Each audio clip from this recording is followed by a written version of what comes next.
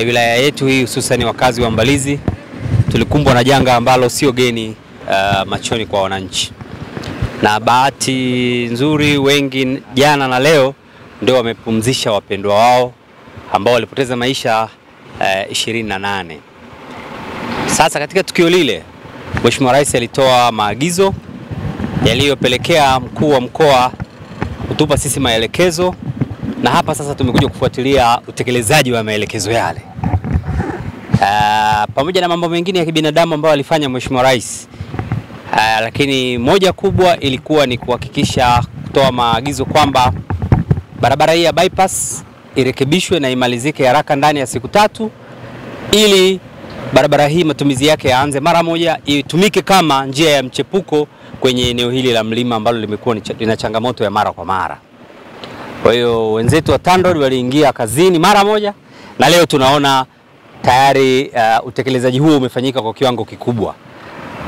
Meneja wa mkoa atatuambia lini wanakamilisha, na kama kuna changamoto yoyote tuone jinsi gani tunashirikiana kuikwamua kuhakikisha maelekezo yale yanatimizwa kwa 100%, wananchi wapate barabara ya bypass na maisha yaendelee bila changamoto yoyote. Zoezi hilo limekamilika, serikali imeshaleta fedha, ipo Mbeya, na zoezi hilo litafanyika wiki hii. Kwa hiyo tunataraji baada ya wiki moja mkandarasi ataonekana site kwa ajili ya kuanza kurekebisha au kutengeneza barabara eneo lile ili kuepuka adha hii ambayo tumekumbana nayo sisi wakazi wa wilaya hii. Moja wapo ya maelekezo ni kama walivyosema kwamba hii barabara ambayo ilikuwa inatumika kwa magari madogo. Sio kama ilikuwa ipo, ilikuwa kwa magari madogo na coaster, gari ndogo ndogo za abiria. Sasa ndio itumike kwa ajili ya kubeba, kwa ajili ya kushusha magari makubwa. Kwa hiyo tunachofanya sasa hivi hapa, Mheshimiwa mkuu wa mkoa atuelekeza kwamba tufanye kazi kwa haraka ili ile agizo liweze kutimilika kwa haraka zaidi. Kwa baada ya maelekezo hayo tumeanza jana rasmi asubuhi, na leo kama tunaendelea tumeweka vifaa vya kutosha, kuna magreda mawili, kuna marola mawili, kuna kumwagilia maji pia mawili, na vijana wangu wote na mimi mwenyewe niko hapa toka asubuhi tunaendelea kusimamia hilo agizo. Barabara hii ilikuwa na upana mdogo. Upana wake ilikuwa mita 5.5. Lakini tunaipanua sasa iwe mita 10. Ila magari makubwa kutokana na ile agizo lililotolewa, magari makubwa yaweze kupishana kwa urahisi. Lakini baada hapo pia tutawekea changarawe. Changarawe sio kama ilikuwepo, lakini tunaongelezea zaidi ili iweze kuwa imara kubeba yale magari mazito ambayo tutapita katika hii barabara. Kwa hiyo agizo linaendelea kutekelezwa kama mnavyoona.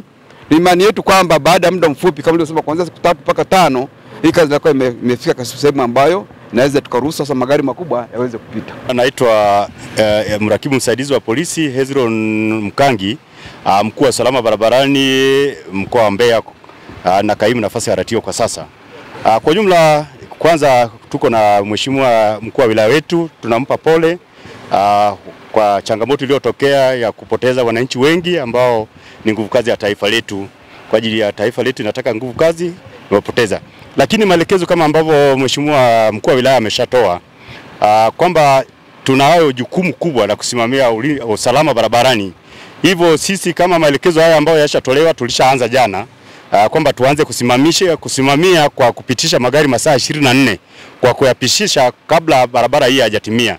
Lakini jukumu kubwa sisi kama wasimamizi wa sheria ni kuendelea kusimamia sheria kwa madhubuti. Hatutamuonea dereva yoyote mwari, ili kuhakikisha kwamba maisha ya Watanzania yanalindwa wakati wote. Sisi tumejipanga kuhakikisha changamoto hizi zisijirudie tena, kwa sababu Mheshimiwa Rais wetu anatumia nguvu nyingi kutafuta resources na kutuboreshea miundombinu, kuboreshea maslahi yetu kwa ajili ya kusimamia na kulinda maisha ya Watanzania. Sasa sisi kama jeshi la polisi usalama barabarani mkoa wetu wa Mbeya, ni wajibu wetu ni kusimamia yale maelekezo yake, kuhakikisha Watanzania katika eneo letu hili wanapita wakiwa salama salimini. Lakini wito wangu kwa madereva na watumiaji wote wa barabara, tushirikiane. Panapoonekana changamoto inapotokea, tuchukue hatua madhubuti mapema. Ajali iliyotokea siku zile ni namna moja au nyingine inaweza kana uzembe. Madereva wetu kama wangechukua hatua kwa dereva ule wa kujiami, tungeokoa maisha ya Watanzania. Sisi jeshi la polisi tunaomba wito, kwa sababu usimamizi wa sheria sometimes inaweza kuwa sio hatuko sehemu zote, lakini tukichukua elimu tunayotoa kila siku, tukichukua hatua mapema, tukiona tukiangalia mbele, tukitabiri jambo linaloweza kutokea Mbeya, tukaamua mapema iwezekanavyo, tunaweza kuepusha ajali. Udereva wa kujiamini inaweza kutusaidia kuokoa maisha ya Watanzania wengi ambao wanapotea bila sababu zote za msingi. Kwa jumla sisi tuko tamamu kwa ajili ya kutekeleza maelekezo ya serikali, tuko kutekeleza maelekezo ya mkoa, tuko tamamu kutekeleza maelekezo ya wilaya kuhakikisha mkoa wetu wa Mbeya inakuwa shwari. Tumeendelea kujitahidi hivyo, changamoto zimetokea, lakini hatutaacha kukaza buti kuhakikisha matumaini ya Watanzania kupitia jeshi letu la polisi usalama barabarani inadumishwa wakati wote. Barabara hii ni mwarobaini mnavyoona kama nini watu wa usalama? Barabara hii ni mwarobaini kwa sababu itatenganisha matumizi. Ajali tunajua kwamba pamoja na usimamizi ajali inaweza katokea. Ndio maana mikakati hii ni njia mojawapo ya kuweza kupunguza ajali. So it means kwamba kwa kuweka barabara itatofautisha watumiaji wa barabara hasa za magari madogo na magari ya abiria na malori ambao malori ikitokea ajali inaweza kaleta madhara makubwa kama ilivyotokea. Lakini barabara hii itakuwa ni mwarobaini mkubwa sana kuhakikisha eneo letu itakuwa salama wakati wote. Kwa majina anaitwa Deo Kasekwa, ni mkazi wa huku.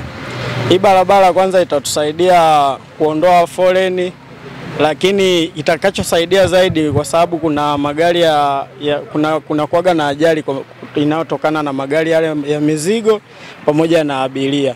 Kwa hiyo ikijengwa hii barabara itasaidia hata endapo inatokea kule magari yamefunga njia, mfano imetokea ajali, ni barabara ambayo inasaidia kutoa na kuondoa foleni, lakini pia itaongeza hata uchumi wa watu ambao wako ukanda huu, kwa sababu ikiwekwa lami itakuwa ni kiunganishi, mtu anaamua aidha apite kule au apite huko.